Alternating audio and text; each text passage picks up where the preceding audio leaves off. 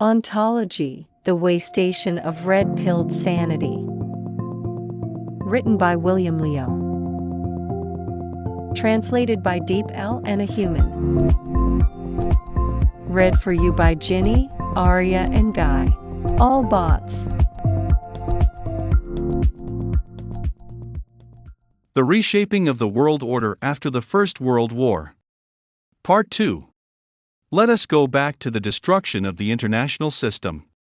Most of the international disputes in the short-lived 20th century were caused by the USSR or by various efforts opposing it.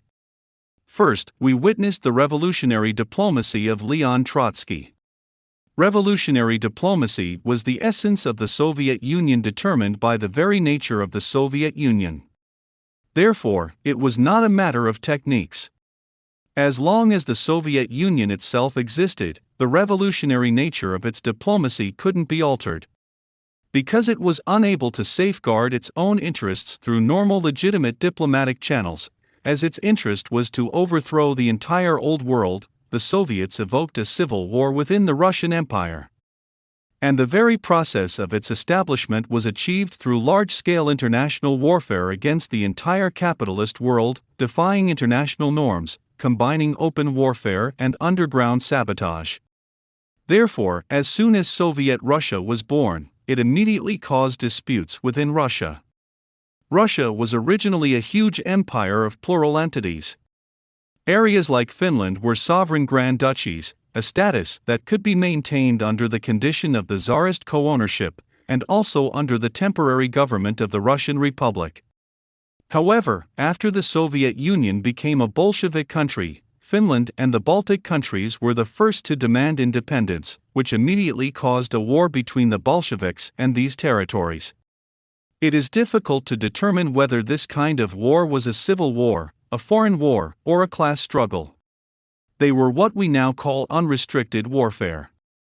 The veil of civilization in the 19th century was completely torn apart. What we now describe as the worst nightmare, beheading the whole family after democratization, was the fully lived reality.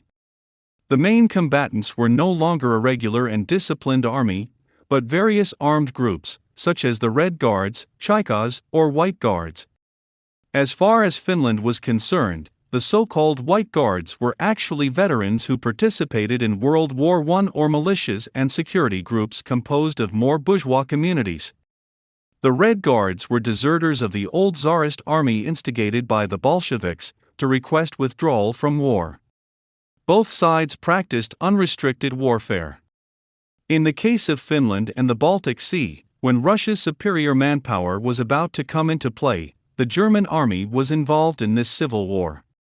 Due to the participation of very few German officers with extremely high combating tactics, the situation of the war became favorable to the three Baltic countries, including Finland and Estonia. In the end, Lenin had to concede to the independence of countries such as Finland and Estonia. In Ukraine, a more complicated four-party war broke out. Denikin and Wrangel's White Guards used Crimea as their base to fight against the Red Army going south for Ukraine's grain-producing area. They fought a dangerous four-party war with Ukrainian nationalists, the Hetmanate, and Republicans, supporters of the Ukrainian People's Republic. Then, when the Ukrainians were about to fail, Pilsudski's Poles rolled in from the west and demanded the restoration of Poland's historical borders, turning the four-party war into a five-party war. The final result was that the Soviet Union and Poland signed the Riga Peace Treaty to divide Ukraine, which ceded western Ukraine to Greater Poland and eastern Ukraine to the Soviet Union. In the south, Caucasus, Georgia, Armenia, and Azerbaijan established their own independent regimes with the support of Mensheviks and local nationalists, and invited British troops to come in to assist them. But the Allied forces withdrew after the war. With the retreat of the Allied forces, the Soviet army re-entered the Caucasus under the command of Stepan Shaumian and finally stabilized the Caucasus through the intervention of Shaumian and Sergo Orjonikidze.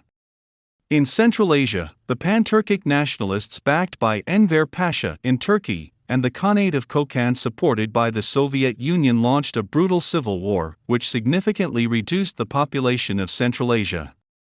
In the end, the Soviet army killed Enver Pasha, eliminated the remnants of the White Army in Central Asia, and annexed entire Central Asia, thus establishing the Autonomous Republic of Turkestan. In Eastern Europe, with the defeat of Germany, the Allied forces were unable to maintain order, so it relied on the smaller Allied powers consisted of the Czechs and Poles to maintain the order of a large vacuum left by the defeated Austria and Hungary. The Czechs acted largely as the agent for the French, temporarily maintaining order on the borders of Hungary, Poland, and Romania until the Treaty of Versailles decided to resolve the territorial ownership issue through a referendum. The referendum was conducted very chaotically. The great powers accepted the basic principles of Wilsonian idealism and demanded the self-determination of local residents. The reality on the ground was actually a bit like the Yugoslav War in 1991. Self-determination of residents was accomplished by expelling local residents and implementing ethnic cleansing.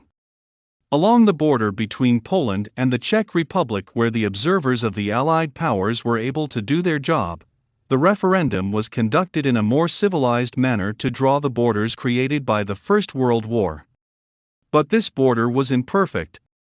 A large population of Germans was left within the Polish border, and a lot of Polish people were left on the other side of the German border, because the two sides originally lived in a mixed manner. More significantly, this division subverted the local class structure, because the Germans and Poles were not only two ethnic groups, but also representatives of two distinct strata of the local class structure. The Germans were often nobles and landlords, while Poles mostly laborers.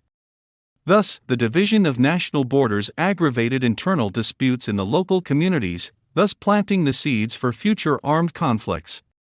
In the south, along the borders of Romania, Hungary, and Slovakia, as well as the newly formed First Kingdom of Yugoslavia, the border redrawing was carried out in a very brutal and forcibly hijacked manner.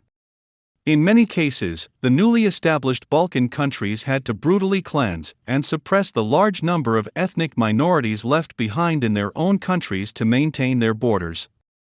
The precariousness of these borders and the instability within these countries were obvious. Wilsonianism couldn't solve such a problem because it didn't make clear how to deal with the issue of large populations of ethnic minorities remaining in this way. In fact, the final solution was that Hitler and Stalin used even more ruthless ethnic cleansing to basically drive out or massacre all ethnic minorities within each country, so that stable regimes could be established in Eastern Europe. However, in order to maintain a relatively high level of civilization, the Allied powers couldn't have taken such barbarous approaches. As a result, a series of extremely unstable states and extremely insecure borders were the relics. Therefore, taking into consideration this reality, Britain later decided to adopt a non-guarantee policy regarding the borders of Eastern European countries. Such a guarantee would not only be wrong no matter which side one supported, but also very difficult to be sustained. Later, some called this the appeasement policy, while in reality it was the expression of a very high level of political virtuosity. This kind of guarantee was unwarranted. Imagine if you now try to guarantee certain factions in Afghanistan or Iraq. No one knows what will happen in these places in the future. The honor and esteem of the great British Empire couldn't be staked on such risky and unreliable speculation. Thank you for listening. This is a podcast series produced by Luminous Society. Luminous Society provides you with an alternative historical narrative.